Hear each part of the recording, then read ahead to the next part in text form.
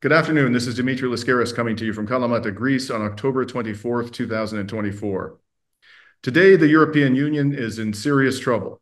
The largest EU economies, those of France and Germany, are quite weak, and there seems to be little prospect of them improving materially anytime soon. A recent report by former ECB President Mario Draghi acknowledged that the EU suffers from uncompetitive levels of productivity. In addition, the EU's establishment, political parties, are rapidly losing votes to the left and the right, as happened recently in both France and Germany. Meanwhile, the war in Ukraine has become an epic debacle for the EU. Despite imposing severe sanctions on Russia and transferring huge quantities of weapons to the Zelensky regime, Ukraine's NATO-backed military is in retreat all over the battlefield. Despite the obvious signs of the EU's decline, there have been very few voices of dissent in the European Parliament, but one of those voices is that of Mick Wallace. Mick is an Irish politician. He served from 2019 to this year as a member of the European Parliament from Ireland for the South constituency. He is a member of Independence for Change and part of the left in the European Parliament, or was at least as a member of the Parliament up until earlier this year. It's a great pleasure for me to welcome you today, Mick. Thank you for joining me. Thank you, Dimitri. So, Mick, during your time in European Parliament, you gained international fame in the eyes of some, and I guess infamy in the eyes of others, depending on your political orientation, for your outspoken criticism of the EU's foreign policy. And for those who might not be familiar with your courageous stances, I certainly regard them as courageous, I wanted to show a video of one of your more notable exchanges in the EU Parliament. Earlier this year, you had a rather heated exchange with somebody by the name of Sara Skyttedal. She's a Swedish politician from the right-wing Christian Democrats. And I'd just like to show a brief clip from that exchange to our audience now. I am deeply concerned about my Irish colleague from the left group. Anti-Semitism is on the rise throughout Europe, and an elected official continues to spread anti-Semitic messages. Also, this is a war that started because of terrorism, a war between a democratic state and a terrorist group.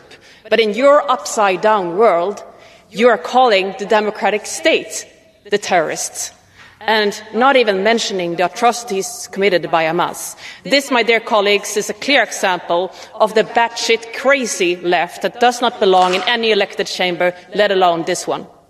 You're calling Israel a democratic state. Well, let me tell you something, right? But democratic states don't behave like an apartheid state. They don't commit collective punishment.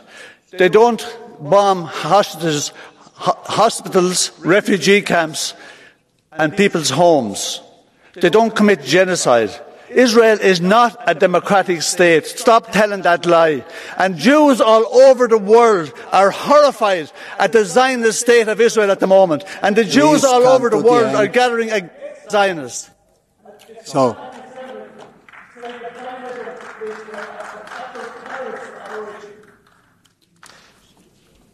Mick, I found that to be a rather telling exchange. First of all, it looked to me like the president cut you off, shut down your microphone before you finished speaking.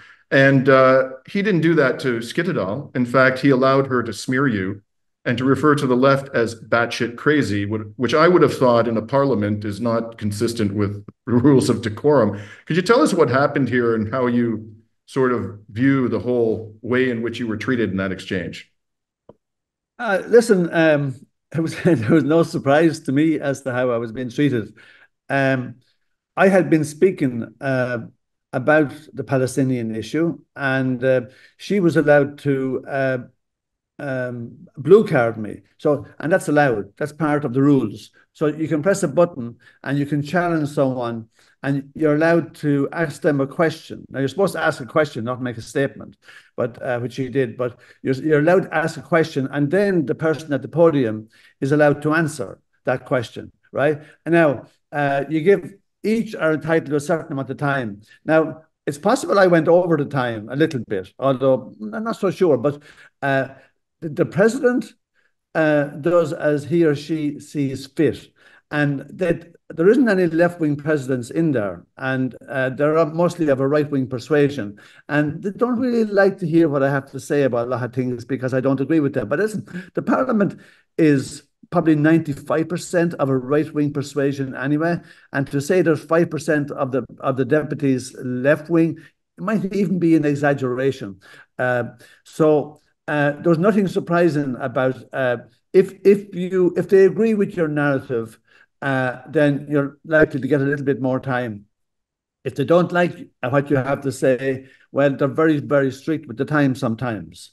But I mean, that's life. I mean, it's like in the European Union for a number of years now, there's been a lot of talk about disinformation and propaganda. And what they're really saying is, if you say something that is not what we want you to say, then it gets labeled disinformation or it's labeled propaganda. Oh, you're a Russian puppet.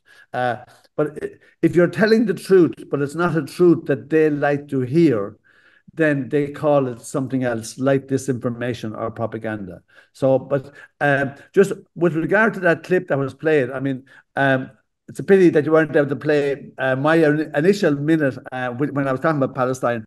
But she put that up. She put up her piece attacking me on social media, but she didn't put up my response, right? Mm-hmm. So, and she was getting, a reasonable amount of coverage. She doesn't have as many followers as I have, right? She doesn't get as much coverage as I do. Right. But I put up the whole video, the whole of it, right? Right. And I didn't cut her, and I played what I had to say, and I played her attacking me, right? So I was being transparent with my my video on social media, and but my video went viral, and it got huge attraction, right? And would you believe it? She didn't like it very much, right? And she actually got a couple of people to ask me to take it down. I mean, it was hilarious. After she scared you. That's I mean, it was mad, right? So, I mean, my reply to that was, listen, this woman supports Zionism. If you want me to actually hide that fact, I'm just telling the truth about what's happening, and I'm not taking it down. I mean, that's nonsense. I mean, anyway, but look. What I'll do, Mick, is I'm going to, because I would like people to have access to the whole video, I'm going to put a link to it. I'll find it. I haven't seen it, but I'll find it, and I'll put it in the description to this video on YouTube. Now, I want to talk to you more broadly about the EU's policies towards Israel's genocidal regime. We've had a determination from the International Court of Justice that it is plausible that Israel is committing genocide, and Israel will be tried one day for that. We've had the prosecutor of the ICC at The Hague requesting arrest warrants for the Israeli Prime Minister and Defense Minister, although it seems like it's taking an eternity for the court to decide whether to issue those arrest warrants. We just had a report from the UN that by destroying the healthcare system of Gaza, Israel has engaged in the crime against humanity of extermination. And I could go on and on and on. These are international institutions to which all EU member states are parties. And nonetheless, it appears to my eye that the EU remains fully behind the state of Israel. The EU's foreign policy chief, Josep Borrell, has been, at least rhetorically, more and more critical, it seems, over the past few months of Israel. But in your view, has the EU taken any concrete steps to defend the rights of the Palestinian people or to hold Israel accountable since this genocide began? No, zero. Some states, like Ireland, like Spain, have talked about things, but they've done nothing. Ireland says, oh, it's terrible what Israel is doing, and is Palestine. And they always preface it as well with, oh, it was terrible what Hamas did, but now Israel should be more measured in how it responds. But the truth is, Ireland, like all the other European countries, has been supportive of the Zionism, the settler colonial project. Since an Irish minister was asked in May this year, how many dual-use weapons has Ireland sold to Israel since October 7th last year. At that time, we had sold 52 million euros worth of dual-use weapons to Israel. Why, in God's name, if we care about the Palestinians in Ireland, why are we selling dual-use weapons to Israel to kill Palestinians? Why is everyone still trading with Israel? They don't trade with other countries. We've even got sanctions against Venezuela, who never did anything on us. We've obviously they sanctioned Russia after the start of the Ukraine war, and stupidly so. But I mean, they don't even want to hear about sanctioning Israel. The association agreement, which has a clause in it that human rights have to be respected in order for the association agreement conditions be met. And Israel, listen, the dogs in the street know that Israel doesn't give a damn about human rights, doesn't give a damn about the lives of Palestinians. They've shown it over and over and over. And it is so clear. It's so clear to people now that this is a deliberate attempt by Israel at ethnic cleansing. It's a deliberate genocide. And we have the Americans and the Europeans supporting a genocide. And the Canadians.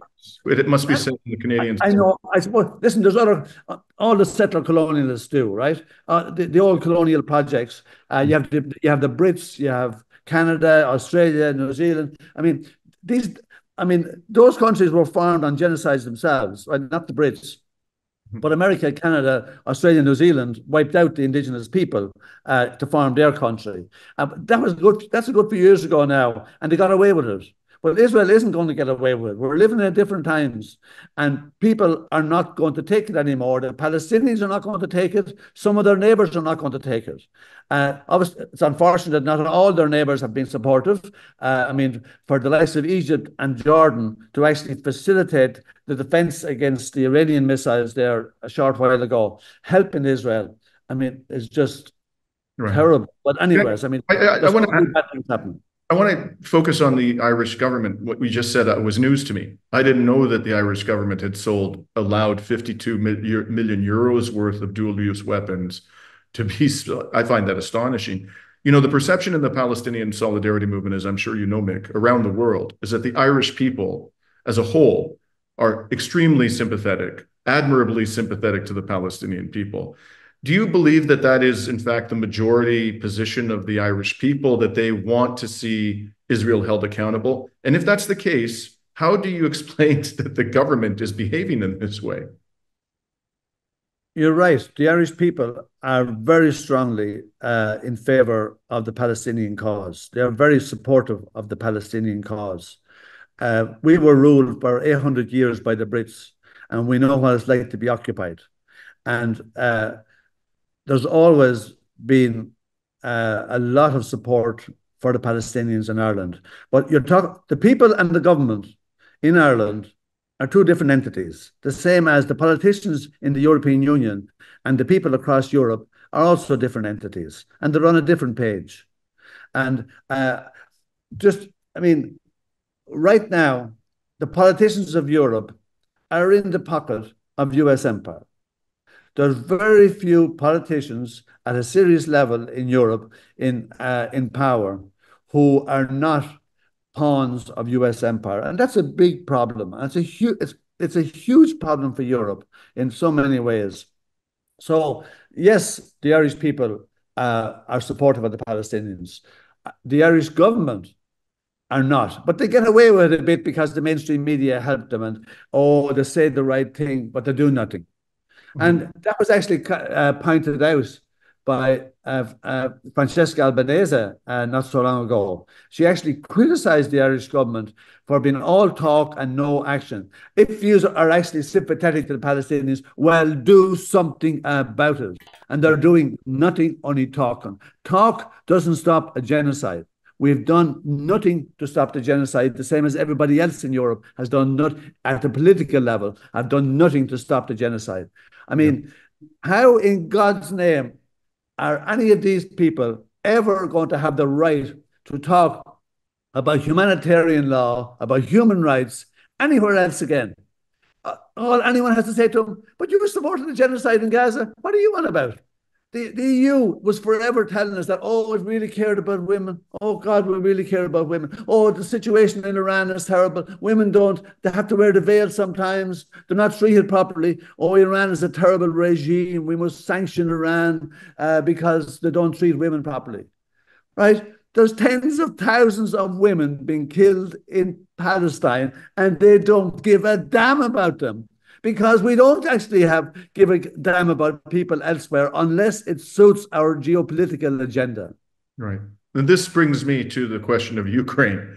We've been hearing for years, going all the way back to the coup in 2014, how deeply concerned European and other Western governments are about the human rights of the Ukrainian people and international law and the United Nations Charter and democracy in Ukraine. And on that basis, the West has funneled hundreds of billions of dollars of military aid and a pile of economic aid to a government in Ukraine, which is not actually democratic. And in fact, whatever mandate it had has expired. Volodymyr Zelensky is now ruling beyond the termination of his mandate by effectively decree. His government, as has been documented by European institutions, the Ukrainian government is deeply corrupt. You have been an outspoken critic of the Ukrainian war, the policies of the EU with respect to the Ukrainian war.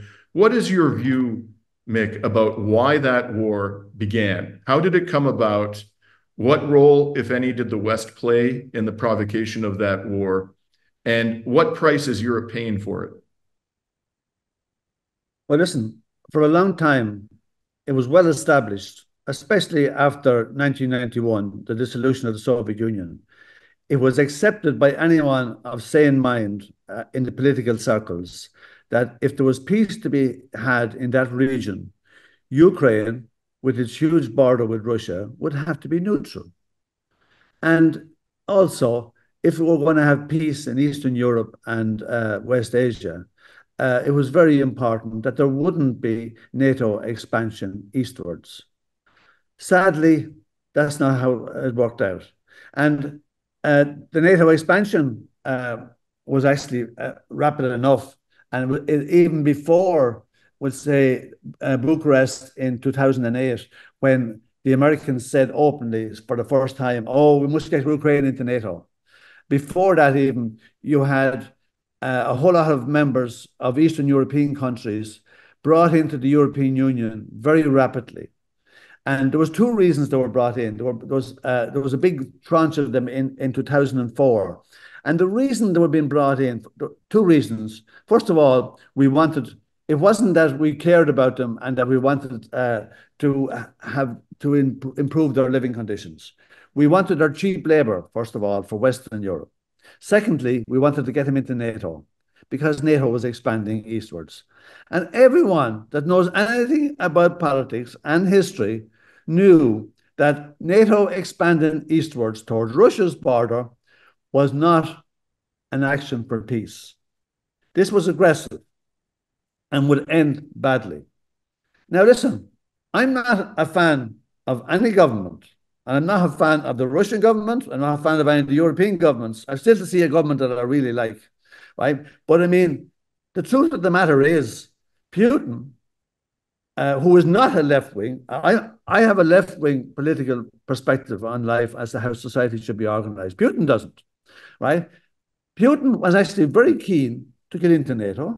He was very keen to have a strong relationship with the EU, with the Germans, with the French.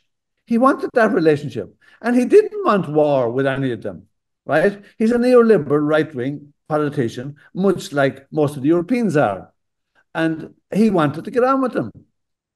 But some people had a different idea. Now, in fairness, in the early days, the likes of Merkel and Sarkozy, and they were back in 2008, when the Americans said that, oh, let's get Ukraine into NATO.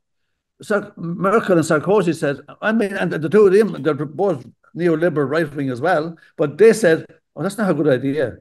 I mean, why should we be antagonizing Russia? They're both doing loads of business with Russia. The German economy was being built on cheap energy from Russia. Everything was working out great, right? And they were getting on grand. So, but from 2008 on, in particular, there was stuff going on before that as well. But in particular, since '08 on, you had Ukraine being driven into an antagonistic position against Russia. You had the West trying to get Ukraine into their camp, and you had NATO expanding closer to the Russian border. At that particular time, the percentage of people in Ukraine wanting to join NATO was so small that it was practically non-existent, right? But then we end up having the 2014 Maidan coup, which was orchestrated by the West.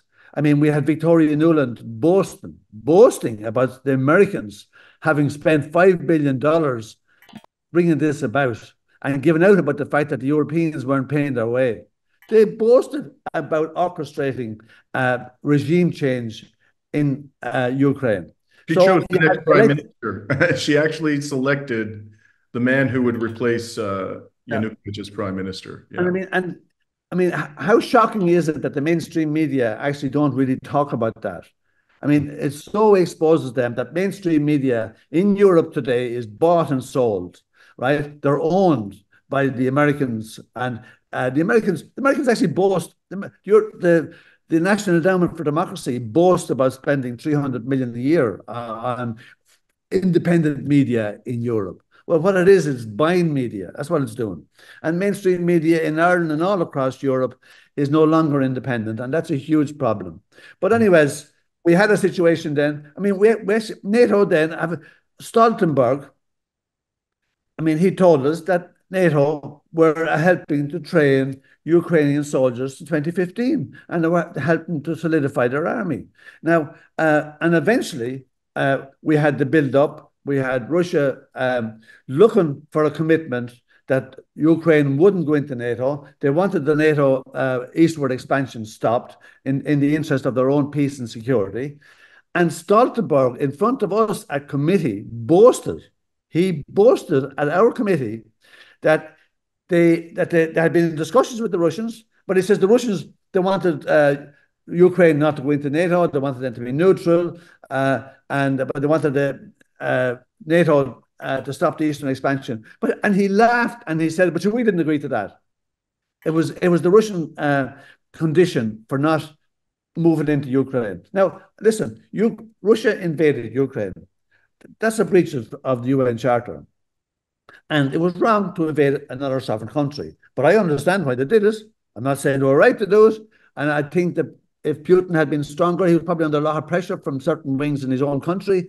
And he was also being accused of having abandoned a lot of the Russian-speaking people and people of Russian culture on the eastern side of Ukraine, in the Donbass region in particular. And so he obviously was under pressure. And maybe if he was stronger, maybe he wouldn't have invaded just yet. But anyway, that's history. But the point is that the Russians were provoked into invading Ukraine. Now, since then, not once, we're talking 2.5 years, not once in that time has the European Union tried to engage with peace and diplomacy. Myself and Clare Daly put an amendment twice in the first year of the war. And our amendment called on, it was an amendment to the resolution on Ukraine, as we had one every month, right, a resolution on Ukraine. But we had an amendment which called on the EU to maximize its potential to commence dialogue and diplomacy with a view to ending the war and bringing about peace.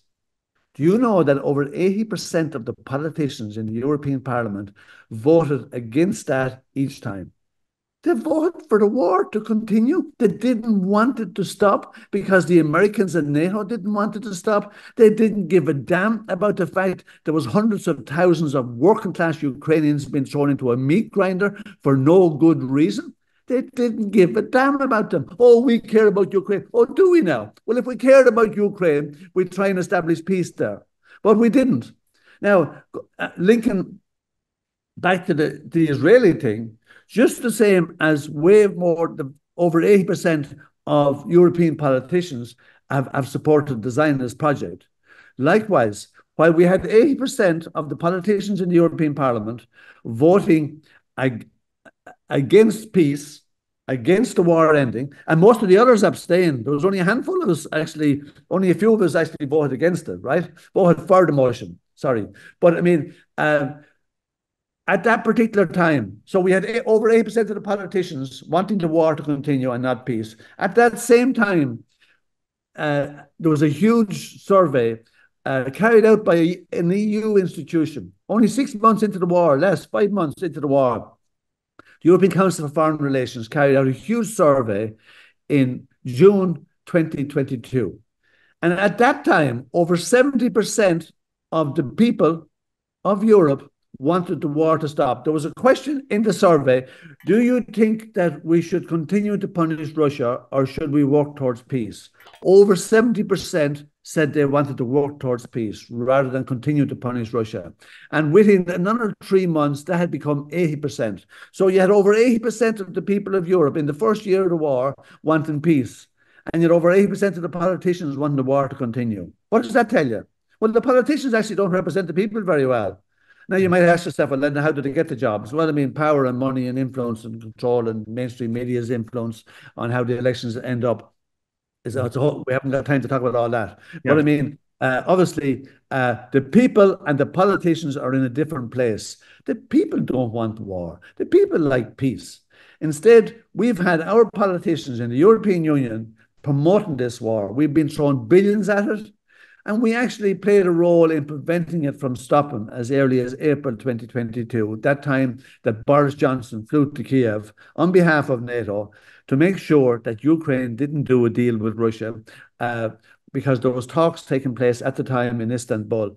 And it looked like a deal was on the table and that peace could be established and a deal done. And what Russia weren't looking for any of the land, they were looking for the Minsk agreement to be implemented. They were looking for autonomy, for the regional autonomy for the Donbass region, for eastern Ukraine. But it wasn't going to be part of Russia. It was still going to stay part of Ukraine. Europeans, they told Zelensky, you might be ready for peace, but we're not. Keep fighting.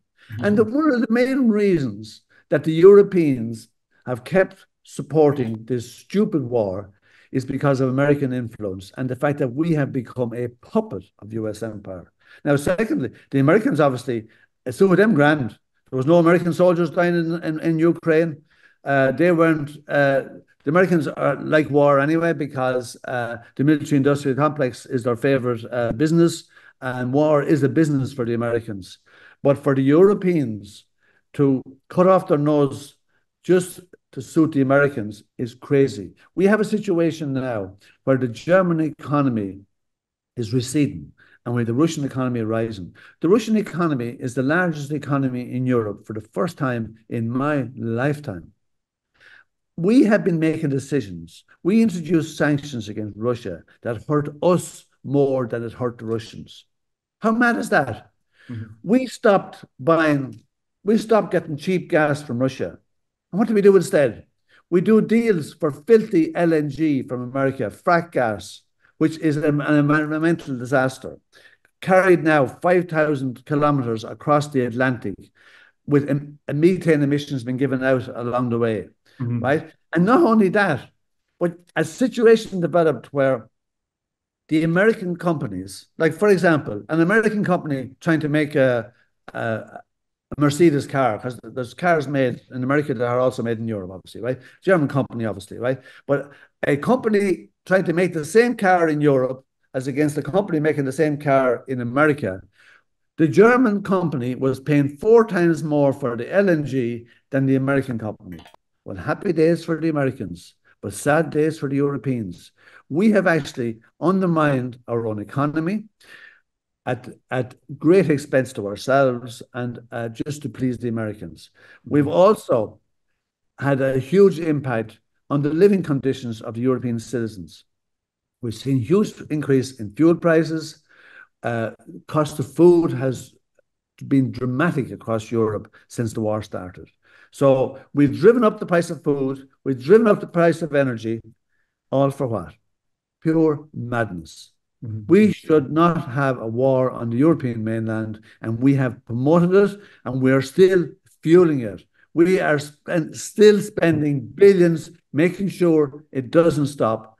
We have a European political establishment now that is serving the interest of the military-industrial complex, of NATO and of the Americans, but not of their own citizens. Madness. Since we're on the subject of madness, I'd like to ask you about China. So we are told now the rhetoric around China in the West is not quite as harsh as it is with respect to Russia, but it is overwhelmingly critical, even though they've lifted hundreds of millions of people out of poverty, the Chinese government, even though they don't have, they have one foreign military base, to my knowledge, in Djibouti, whereas the United States is, I think, somewhere in the range of 800 foreign military bases. And then there are the British and the French military bases. We could throw those into the hopper as well. The budget, the military budget of NATO, the official statistics are that it is collectively well in excess of US $1 trillion a year. I recently spoke to Vijay Prashad, who did a study on American military spending, and he said, actually, the number for the United States alone is 1.5 trillion US a year, whereas China's military budget, even though by purchasing power parity standards, it has a larger economy than the US now, it's only in the range of $300 to $350 billion US. But we're being told that China is the aggressor. We're being told that China's interfering in our politics. They're spreading disinformation. And our policies towards China are becoming increasingly belligerent right across the West, not just in Europe. What do you think a sensible foreign policy, EU foreign policy towards China would be? I went to China last year for 10 days. It was a political trip, but we paid for ourselves. The Chinese didn't pay for us. We went wherever we liked. We said we didn't want to go on an official mission because we wanted to be able to go where we wanted. It was amazing. What an amazing people and what they have achieved. And as you referred to, they've taken over 800 million people out of poverty, out of extreme poverty in the last 25 years. That's unprecedented in the history of mankind. China is the future. And if the Europeans want to be part of the future rather than the past, then it's about time to cop onto themselves and started actually having a proper relationship with China rather than allowing the Americans to drive a wedge between the Europeans and China. China hasn't dropped a bomb on anyone in 45 years. There's not a day goes by, but the Americans are dropping bombs in all those years. America drops more bombs every year than the rest of the world put together since 1945. Now, that's an incredible statistic. They've dropped more bombs than all the other countries in the whole world put together since 1945, than all the other countries in the world put together. Unbelievable. As you said, the Americans have over 800 military bases, and China has that one in Djibouti. And it so happens that the Americans have one there as well, right? So no big deal for the Chinese to have a military base in Djibouti. And it's about trade more so than anything else. And yes, the Chinese have increased their military spend in the last number of years, but it is about defense rather than offense. The Americans are about offense. The Americans have a problem with the Chinese being in the South China Sea. Imagine if there was Chinese military boats in the Gulf of Mexico. There's American military boats in the South China Sea, and they have a problem with the Chinese being in it. I mean, what are they doing over there? Why don't they look after America? Whatever happened to America first? Why don't they look after their own people? There's 70 million people at risk of poverty in America. 70 million in the richest country in the world. And they're not fixing it. Their infrastructure is rusting. They're not fixing it. They can't afford universal health care, and they're not fixing it. They have an unbelievable student debt problem. They're not fixing it. And what are they doing? As Vijay Prashad said, it is over 1.5 trillion each year now that they're putting into the military. And what's that all about? Well, America investing in military, it's about power. It's about protecting financial interests. But when America is protecting their financial interests abroad, they're protecting the financial interests of the oligarchs of America, the big business people. That puts no meat on the plate of your average American. That's not no interest to them. American people would be better off if the Americans left the rest of the world alone, because they have nothing positive to offer us. They have been an incredibly negative influence on the rest of the planet. They have interfered in the elections of over 80 countries in the last 50 years alone. They've had one coup after another. They invade countries, they bomb countries. They're sanctioning over 40 countries in the world today. And sanctions are illegal unless approved by the UN. But America has no time for the UN Charter. America has invented the rules-based international order, which it makes up as it goes along. And sadly, the Europeans have bought into that as well. We now are looking for problems with China in order to suit the Americans, as it will not suit us. It is in our financial interest not to talk about human interest, not to talk about peace. It is in our financial interest, our business interest, to have a good relationship with China and to work closely with them. We don't want them to take over the place, and the Chinese don't want to take us over anyway. They have enough people of their own to look after. But I mean, we are literally in a self-destruct mode. And we're talking about, oh, China's a threat. Oh, we must do things different. We must de-risk. De-risk? What are you de-risking from with China? What are you de-risking from? Do you think they're going to invade us? They have better things to be doing with themselves. They're not invading even their own neighbours. They're surely not going to come to Europe. What would they be doing it for? They're not interested. That's not the type of people they are. If you want to de-risk from anyone and you are interested in peace and security, it's about time now we de-risk from US empire. And I'm telling you now, people need to understand China is the future, and China will be the world's #1 power in our lifetime. Now, we've never seen a nice empire, but you know what? I don't know if the Chinese are going to be as peaceful and nice when they're the top dog. But I'm actually optimistic about them. I like the Chinese. I like their way of thinking. I like their approach to things. And people say, oh, there are no elections in China. But you know what now? Elections in democracy are a little bit overrated. We have a democracy in Europe. Doesn't look great, does it?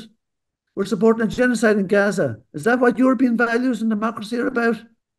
We've sanctions on countries where we're killing people in countries with sanctions. Is that what democracy is about? We've over 90% of the European Parliament is right-wing. Is that the result of democracy? Listen, democracy is a situation where people would actually have a say in how their own society is organised and run. We don't have that. That's not true. We've done away with local government. You've no democracy without local government. We have top-down authoritarianism. That's what we have. Europe is becoming authoritarian again.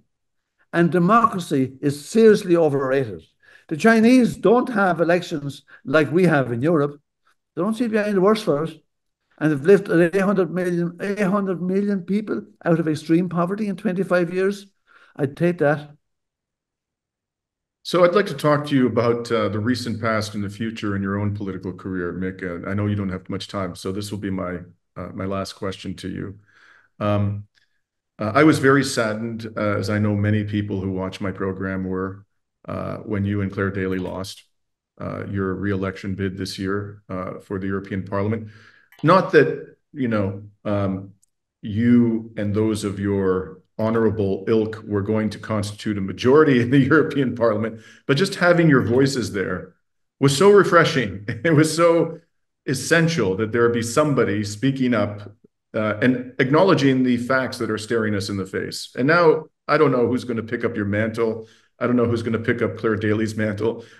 What I want to ask is two things about your political career. First of all, at the time, I saw a lot of people that I follow on social media were saying, we've got to get behind Clare Daly. We've got to get behind Mick Wallace, even though we're not Irish, even though we're not eligible to vote for in their constituency.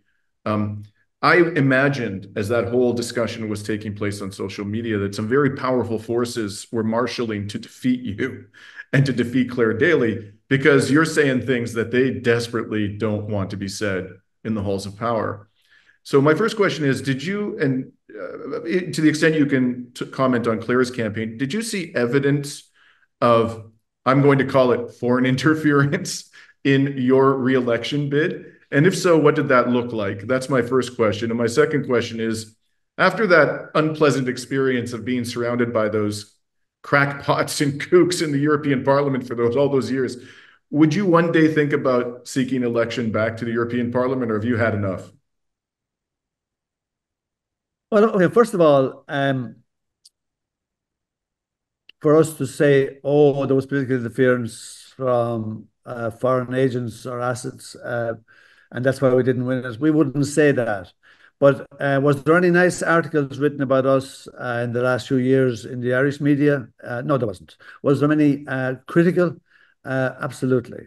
Right? We were demonized. We were written off as Russian puppets, Putin puppets, and lies were told about our position on politics. We don't support Russia. We support peace. We oppose war no matter where it is. And we have been very much in the anti-war camp for many years. But anyways, look at the mainstream media are a problem. They do prevent good things happening sometimes. But I mean, look at the same time, both of us nearly got elected. I still got 84,000 votes. I almost got in, didn't get in. And I don't want to blame anyone for it. I didn't get elected. I may take it on the chin. With regard to, I mean, there was actually a resolution in Strasbourg this week. I think there was a vote on Tuesday, Monday or Tuesday, and it was pumping more money into Ukraine, another 35 billion. Now they're talking about taking some of it from the interest of Russian frozen assets. Now they won't get a fraction of the money from that, but Europe is looking to spend more billions keeping the war going in Ukraine, because that's what it's about. How many Irish MEPs opposed that resolution this week? Zero. Not one Irish MEP opposed that. Not one. So you could say that the mainstream media have got what they want. They've got people on their side, on their page, and they're all in the camp now for cheerleading, keeping the war going in Ukraine, despite the hundreds of thousands of working class Ukrainians that are dying. With regard to the future, don't write us off. We ain't going anywhere. We're not going away, you know. As the IRA said long time ago, we haven't gone away, you know. But we built a platform in Europe. We've become two of the best known MEPs in Europe. We had the record for the most amount of speeches in the Parliament. We spoke more often in terms of number of speeches than anybody else. Our attendance at committees was second to none. Our attendance in the Parliament was second to none. We worked very hard and we enjoyed it. And we built that platform, and we're not going to give it away. We could just fade and just start looking after bees and making honey. But you know what? We feel a responsibility to retain our voice. We want to work for peace. We want to work for a fair society. And how we do it remains to be seen, how we best do it. But we're not going silent. And we're not afraid. And we're not scared of the media. We don't give a damn what they say about us. We will do as we see fit. And if they shoot us or if someone kills us, well, that'd be unfortunate. I don't want it to happen. But we will not be silenced. And we will stand up for truth and justice, and we'll fight for it. Well, I know I speak on behalf of, I think I can say this with confidence, probably hundreds of millions, if not more than that, people around the world who look forward to the day when you and Clare return to the European Parliament. If there's any justice in this world, that'll happen sooner rather than later. And it's a great pleasure speaking with you today, Mick, and I hope we can have another conversation sometime again. Thank you very much, Dimitri. Good to talk to you as well. Thanks very much. And this is Dimitri Lascaris from Kalamata, Greece on October 24th, 2025.